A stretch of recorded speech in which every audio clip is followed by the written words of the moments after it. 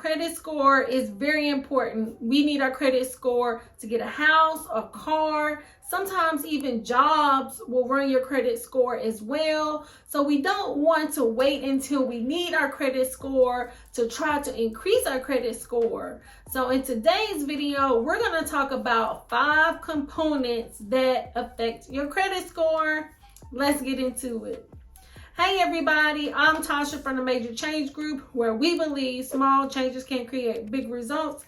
And if this is your first time on the channel, welcome. We talk about credit, budgeting, and student loans. Well, over the past couple of months, I've really been talking about how to increase our credit score, because I was trying to increase my credit score because I was wanting to apply for the Chase Sapphire Preferred.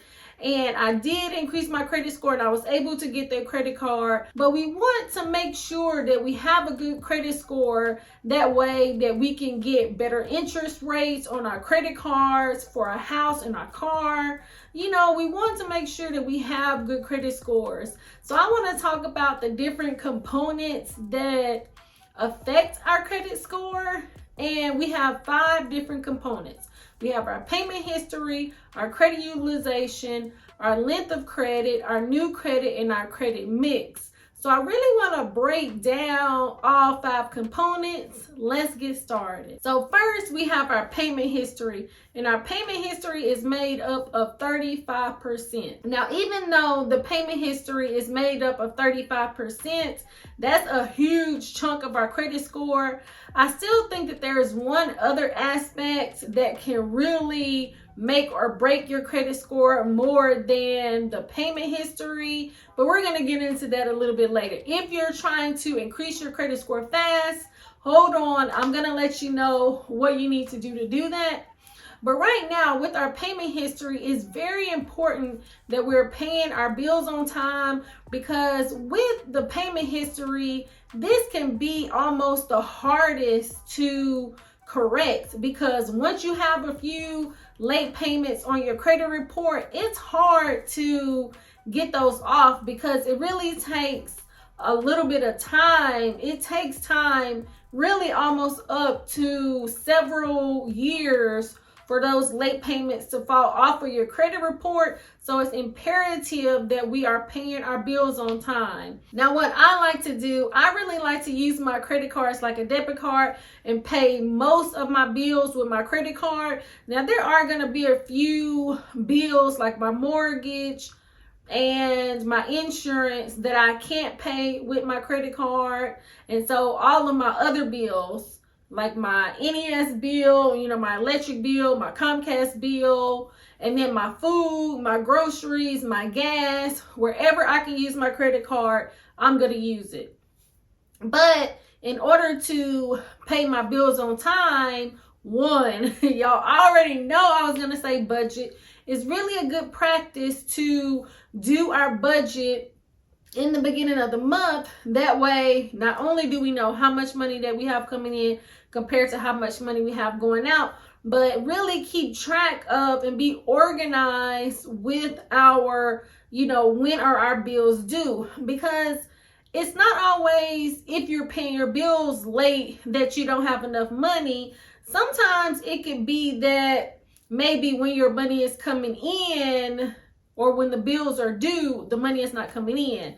So that's why it's really good to write everything out so that you'll know when the bills are due. So budgeting is number 1. And you can always drop down in the description and get my free budget and debt repayment template. But you can also get my 2022 digital budget planner. And in the description, you can go over to my Etsy shop where it's on sale. But doing our budgets are very important so that we can make sure we're paying our bills on time.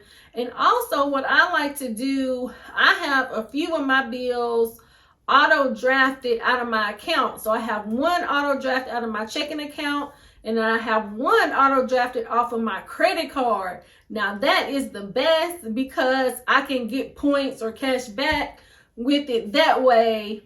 But the other, I want to say my insurance is auto drafted out of my checking account, but I don't like too many people auto drafting things out of my checking account. So I rather do bill pay. So I have 2 things that are auto drafted, but for the most part, I'm doing bill pay on my mortgage and some of my other things. So what I'll do is I'll do my budget, and then I'll go in and set it up so that it can automatically come out of my account. And I think that's one way that we can make sure that we're paying our bills on time. Now, the second component of our credit score is our credit utilization. And our credit utilization is made up of 30% of our credit score. Now, this is where you can really get the most bang for your buck. Now, for our credit utilization, we want it to be 30% or lower, but the lower, the better. I would say under 10%, but even the lower, the better. And so if you have a credit card that's maxed out, you really want to get it under. So if you have some money set aside to where you can pay the credit, get it down, do that. But if not, just do what you can to get it under 30%. You have 2 scenarios. If you have a high credit utilization where your credit cards are maxed out or over 30%, if you can get those credit cards under 30%, you're going to really be able to see an increase in your credit score really fast. If you want to increase your credit score fast, tackle your credit utilization and you will see an increase. Now, the second scenario is like for myself, I use my credit cards like my debit card, but I pay my credit cards off every month. So what I was doing to increase my credit score, I was doing a credit card utilization hack. And what I was doing, I took 2 of my credit cards and I would leave 2 or 7%. So I started with the 2%. So whatever my credit limit was on the credit card, I took 2%. Because I like to use my credit card like my debit card. But what I was doing, I was paying the credit card maybe like 4 times a month. But I stopped doing that. And I would wait to the end of the month, and then I would pay the credit card down to the 2%. Now, what you really want to do is you want to get your credit card statement. And so you're going to have your due date, and then you're going to have your statement date. So what I like to do is I like to pay it down to the 2%. And then after the statement date, I like to pay the credit card off. Now, what you want to do is you want to pull your credit report, because in this, you want to find out how is the credit card company reporting to the credit bureau. And this is how you can really find out how, if this really works, by leaving the 2% on the credit card, seeing what your statement date is. After, let's say, maybe 2 to 3 days after the statement date, pay the credit card off. Then the next month, pull your credit report and then see if your credit report is reporting what was on your credit card. And that's how you can determine whether or not this is correct. And then I would say most of the time, if you do it 1 or 2 times, you'll have it down, because usually it's the same days. They just rotate the days every month.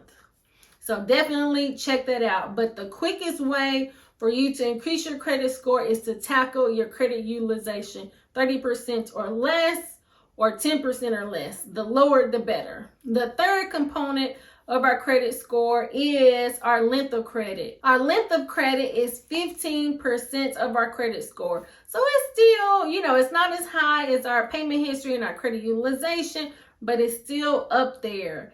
And this is where, like, how long have you had, your loans, your credit cards, your car loan, your mortgage, your student loans, how long have you had those loans? And that's going to give you your length of credit. So say like myself, I've had a credit card probably over 15 years. So that's a pretty good length of credit. I would say anything over about 10 years, you're looking good. The next component of our credit score is our credit mix. And this can be broken down by installment loans or revolving credit. And installment loans can include our mortgage, our car loan, our student loans, things like that. But then we have our revolving credit, and this can be credit cards. So what is your mix of your credit profile? So for myself, I have my student loans, I have my mortgage, and then I have several credit cards. So I have a pretty good mix of credit. And then last but not least is our new credit. How often are you applying for new credit? Now, y'all know I love to apply for credit cards, but sometimes banks, they don't want to see you just applying for a whole lot of credit all the time, because they're going to be looking at, well, why are you applying for all this credit? And our new credit is 10% of our credit score. So it's not a whole lot, but if you have a low score, then, every point counts. So we want to make sure that, I would say, no more than probably 2 or 4. But you really want to take a look at, when you're applying your credit cards, what are the credit card companies asking? Let's say for Chase, they have a 5 and 24, so you can apply for 5 credit cards within a 24-month period of time. Let's say Navy Federal, every 91 days you can apply for a credit card. So you really have to consider what the credit card company is asking, and that is the breakdown and the components of our credit score. So we have our payment history, which is 35%, our credit utilization, which is 30%, our length of credit, 15%, our credit mix, which is 10%, and our new credit, which is 10% as well. But if you want to increase your credit score fast, you really should tackle your credit utilization. Get that credit utilization under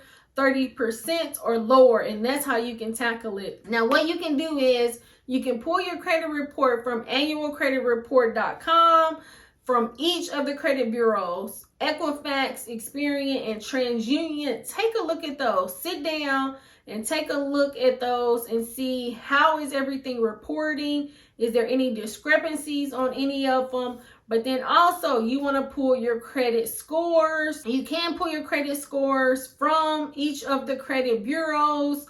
I like to pull my credit scores from Experian.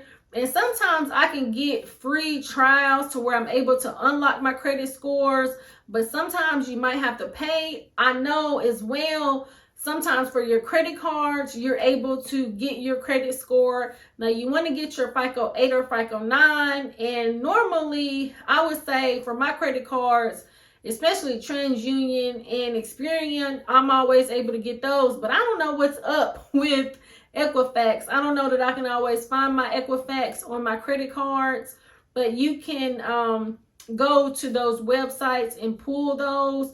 And sometimes you do have to pay for your credit score, but for your credit report, you should not have to pay to get your credit report. That should be free, because we're supposed to get a free credit report every year on annualcreditreport.com. But for now, I want to say, from now until April of 2023, you can pull your credit report weekly. Now, I'm not saying that you should pull it weekly, because our creditors really only report monthly. So, pulling it monthly or quarterly will be good. But we want to make sure that we're taking a look at it, so that if we're wanting to buy a car, get a house, or whatever, we're not waiting until the last minute to get those things taken care of, that we're cleaning up and managing our credit really good. But I hope this has been helpful. Please like, subscribe, share with a friend. Turn your notification bell on so you will be notified when new content drops. I thank you so much for watching. Until next time. It's not a game.